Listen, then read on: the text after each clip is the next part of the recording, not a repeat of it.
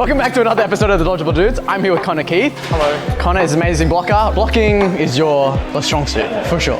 Yeah, I guess so. I like to hide behind a ball. Yes. I like to get away from danger. Yes. Blocking tips for beginners. Actually did this recently last week with a player. So what I do is when I hold the ball, I actually pinch it quite firmly so that the ball itself, the foam is actually around my fingers. Depending on the way you hold it, you can find that you are getting nicked on your fingers. Yes. And there's a noise that comes through that doesn't come through if you completely hit the whole ball. That's why sometimes I bleed with my nails because I'm squeezing really hard because that little layer of foam is going over my fingers. Yeah. I did try that before, but it was too much on my fingers that I had to like... I have to cut my nails specifically 4 days before a tournament, otherwise my nails will bleed because it'll be too short or they'll be too long and they'll rip off.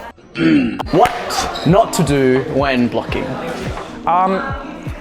Try not to be too static, I think. A lot of good blocking comes from movement because if you're just here, it's quite hard to propel a ball away with just the pure strength of your arms. But if you're in motion, your own body weight is kind of like knocking a ball back. I feel like that's how I do it. Oh, it's its own weird kinetic chain for blocking. Like if you look at other players that are they're quite strong in the defense. Like if you look at Caroline, she's always like in motion and she's using her legs to block a ball basically. Yeah. That's how I...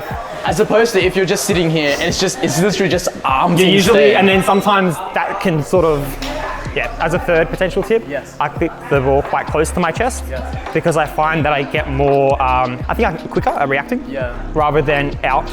I feel like there's a mental delay and there's a chance of it coming off where I can control the block better. It's sort of, I think of it as like a lightsaber where I'm just like, rather than I'm sort of fighting like this, I'm close to myself and I defend myself. Oh, I love it. Yeah. What about like tracking and reaction time?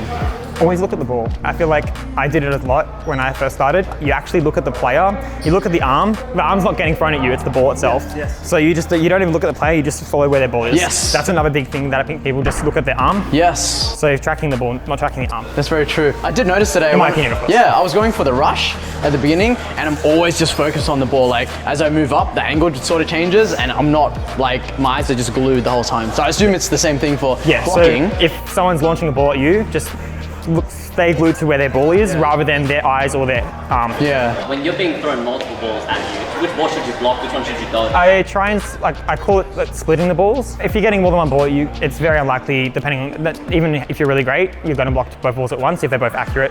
So try and don't be where you were when they threw the ball, because they're obviously, if they're really great players, they'll throw where you are. You want to split the ball, so they're targeting you here. You take a big motion, whether it's lateral, up, down, and you get low, and then navigate the ball you have in your hand to then block any other ones that might have been delayed to then stagger you.